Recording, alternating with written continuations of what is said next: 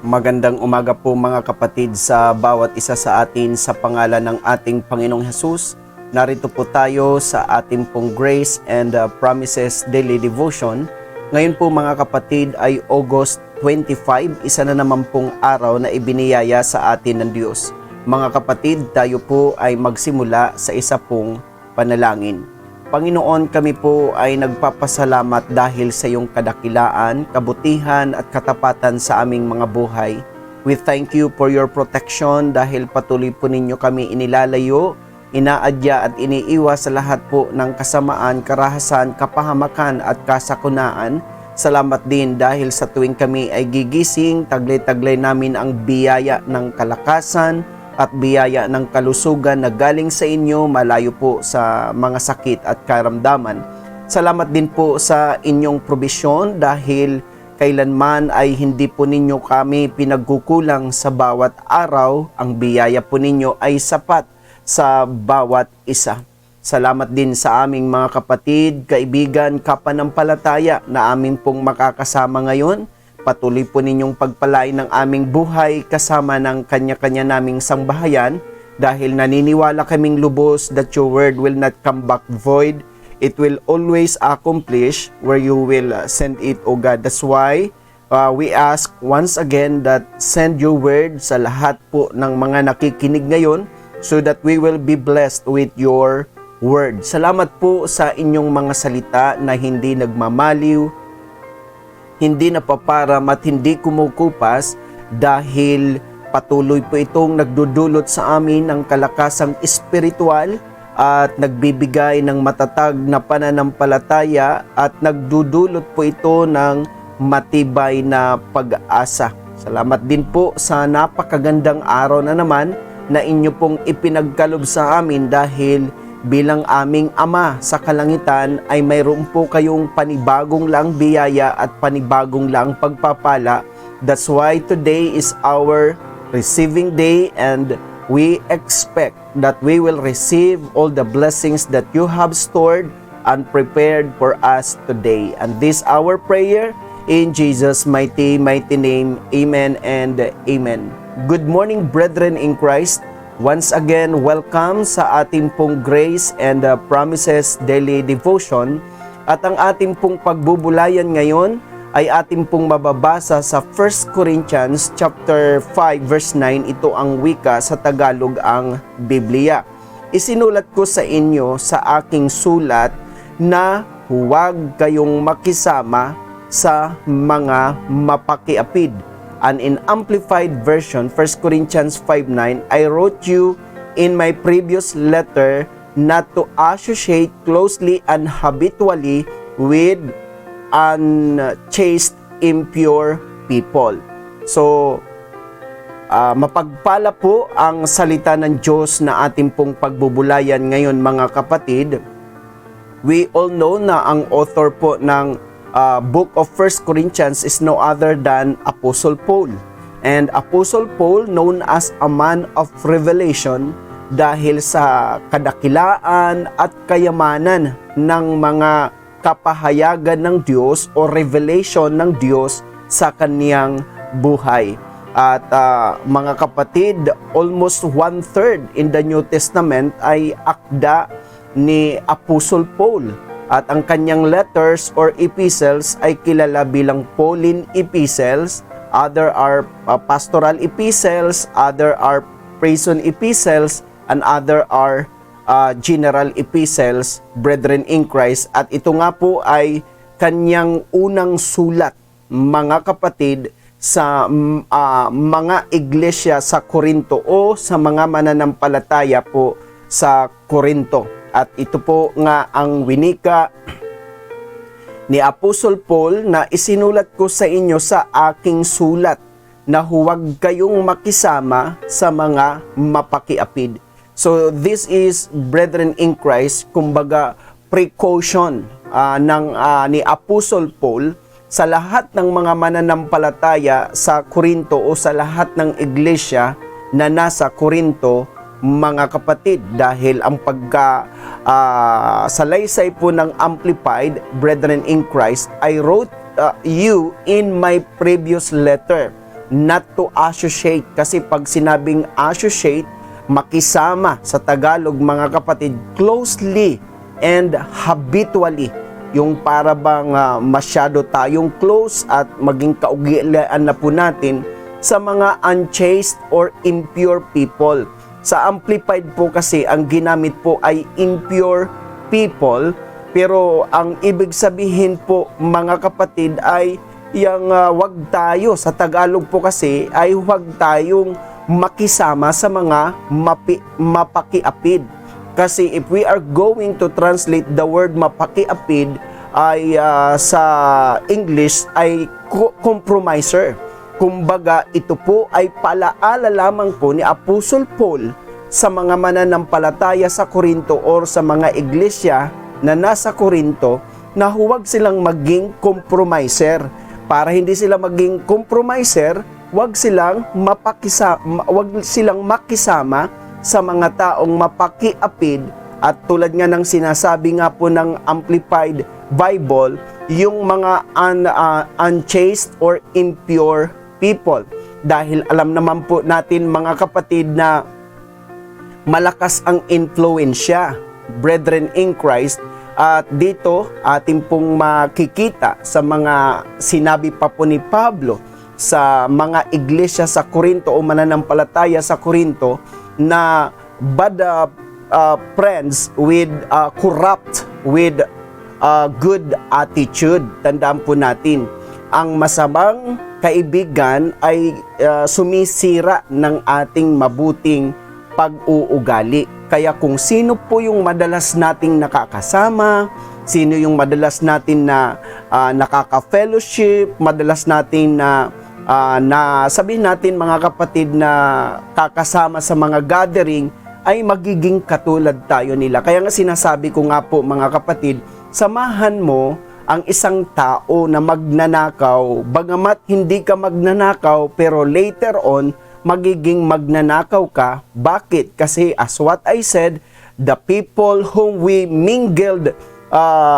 habitually or closely ay later on ay magiging katulad tayo nila.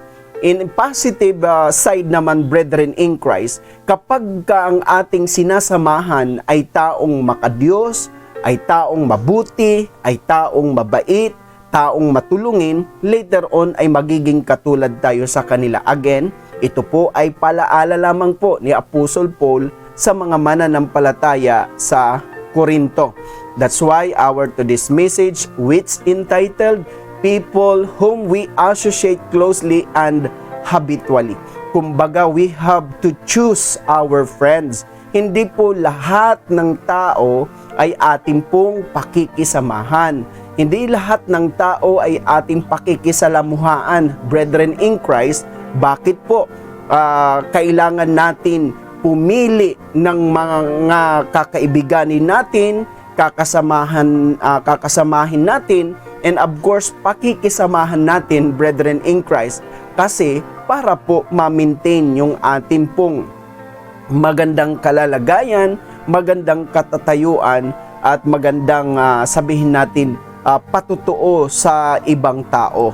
And our today's word, in which we need to agree, believe, claim, and declare, as what I repeatedly say, it is not sufficient for the word that we will just read it, we will just study it, or we will just hear it from someone who is teaching to us and preaching to us.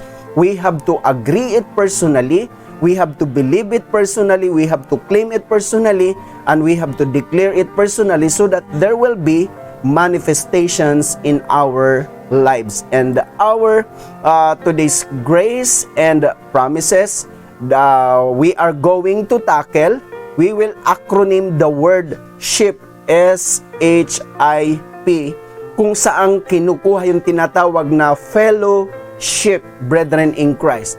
Ito po ang mga taong ating pakikisamahan, pakikisalamuhaan, pakikibagayan, pakikitunguhan, mga kapatid. Dahil again, bilang mga anak ng Diyos, born again, Kristyano at mananampalataya, dapat hindi na ho tayo nagpapa-impluwensya sa kasamaan, mga kapatid, at hindi na po tayo nakikipag-compromise sa sanglibutan, mga kapatid. So ito rin po ay sabihin natin, palaala din po natin kung sino ang ating mga kakaibiganin, mga kapatid. First point, be friend to the people with sincerity. Ang ating kaibiganin, yung mga taong sincero at tapat, at sabihin natin, mga kapatid, ay sabihin natin totoo na naglilingkod po sa Diyos. Dahil kung mayroon pong true, mayroon pong tinatawag na false. Mayroon tayong tinatawag na true friend, mayroon din tayong tinatawag na false friend. Kaya pinipili po natin ang ating pong kakaibiganin. At sino ang ating kakaibiganin? Ang mga taong sincero na maglingkod sa Panginoon, mga kapatid, because later on, kapag tayo ay nakiki-associate, nakikimingle sa kanila, nakikipag-fellowship sa kanila, later on, magiging sincero din po tayo, mga kapatid. And then second point, be friend to the people with honesty. Ang taong ating sasamahan, ang taong ating kakaibiganin ay mga taong may katapatan ng puso. Wala pong hypocrisy, brethren in Christ. Kaya kita nyo po, naririnig natin sa ating panahon ngayon na may mga taong balimbing, may mga taong plastic, may mga taong sabihin natin mapagpaimbabaw. Pero tayo, mga kapatid, bilang mga anak ng Diyos, born again, Kristiyano at mananampalataya, I firmly believe na tayo ang karapat-dapat kaibiganin ng tao because we are the people with honesty. And third point, be friend to the people with integrity. Maganda po kasi yung taong may integridad. Actually, mga kapatid, lagi ko pong sinasabi na bagamat hindi tayo mayaman, hindi tayo bantog, hindi tayo kilala, pero kung tayo ay may integridad, iyan po ang pwede po natin maging kayamanan sa ating buhay. Kaya napakahalaga yung integridad. Hindi ho tayo nababayaran, hindi tayo nasusuhulan, mga kapatid. We know what is right and wrong, at ang ating tinatayuan ay tanging tama, mga kapatid. Hindi ho tayo pumapanig sa anumang kamalian, kasinungalingan, at of course kasalanan. We are a people with integrity. And fourth point, last point, be friend to the people with purity. Binanggit po kanina, mga kapatid, na sabi po dito na not to associate closely and habitually with unchaste. Unchaste means impure people. So ang kabaliktaran po ng impure ay yung pure, brethren in Christ. Kaya I call it purity. Maganda po yung ating mga kinakaibigan, kinakasama o pinapakisamahan, pinakitutunguhan, mga kapatid, ay yung mga taong mayroon pong dalisay na puso.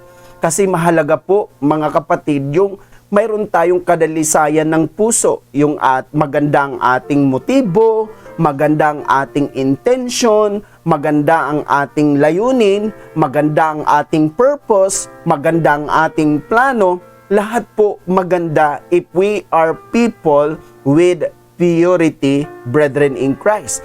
Kaya ito po yung uri ng mga tao na ating pong kakaibiganin, pakikibagayan, pakikitunguhan, at pakikisalamuhaan, mga kapatid ko sa Panginoon. To sum up of our today's message, which entitled People Whom We Associate Closely and Habitually, and our today's grace and promises that we tackled, we acronymed the word SHIP, SHIP, and these are the people that we need to be friend with them. First point, be friend to the people with sincerity. Second point, be friend to the people with honesty. And third point, be friend to the people with integrity. And fourth point, last point, be friend to the people with purity. And these are the acronym of the word SHIP: sincerity, honesty, integrity, and purity. And these are the characteristic of the people whom we need to mingle with brethren in Christ. Huwag po tayo makipag-compromise sa mga taong hindi sincero, hindi honest, walang integridad at walang kabanalan at sabihin natin mga kapatid, kadalisayan sa kanilang puso. Kaya salamat sa Diyos dahil tayo na mga anak ng Diyos, born again, Kristiyano at mananampalataya, we are the people with sincerity, we are the people with honesty, we are the people with integrity, and we are the people with purity. Tayo po ay magpasalamat sa Panginoon. Lord, kami po ay nagpapasalamat sa iyong kadakilaan, katapatan at kabutihan sa aming mga buhay. We thank you, Lord, because of your grace. Kami ay naging people. We become people with sincerity. We become people with honesty. We become people with integrity. We become people with purity because of what you have done sa cross ng Kalbaryo, Panginoon. It's not because of us, but because of you. Kaya, tulad ng sinabi po ni Pablo, kami ay naging kami dahil sa biyaya mo. Lord, help us, Lord, na maiwasan po namin ang makipag-compromise sa sanglibutan, Panginoon. Dahil alam po namin, Lord, na ang impluwensya ng masama will corrupt our good characters. Salamat, Jesus. Salamat, Lord, because of your grace, we are who we are. Salamat din sa patuloy ninyong pagpapala sa amin spiritually, intellectually, emotionally, physically, materially, financially, and all aspects of our lives. Salamat sa aming mga kapatid na may mga negosyo, bless their businesses. And sa aming mga kapatid na may mga trabaho, bless their works. Sa aming mga kapatid na nag-aaral, bless their studies. Sa aming mga kapatid na nasa kanya-kanyang bahay, anuman po ang ginagawa, bless every work of their hands. At salamat, Panginoon, sa lahat ng inyong mga anak dahil bilang mga kabilang ng iyong pamilya, bilang born again, Kristiyano at mananampalataya, in your hands we are well secured, well protected because we are always covered with your precious blood. We are surrounded with your guardian angels and we are bearing your powerful name. Salamat, O Diyos, sa napakagandang araw na naman po na inyo pong ipinagkalob sa amin dahil minsan pa namin tatanggapin ang iyong mayamang laang biyaya at mayamang laang pagpapala. That's why throughout the day kami na naman po ay magiging successful, prosperous, victorious, favored, and blessed dahil ang nais mo lamang naman po sa amin ay maging blessing kami sa aming pamilya, sa aming iglesia, sa aming komunidad, at sa lahat po ng taong aming nakakasalamuha. We thank you, Lord, sa aming pong bansang Pilipinas dahil ang bansang Pilipinas ay hindi po bansang isinumpa, kundi bansang pinagpala.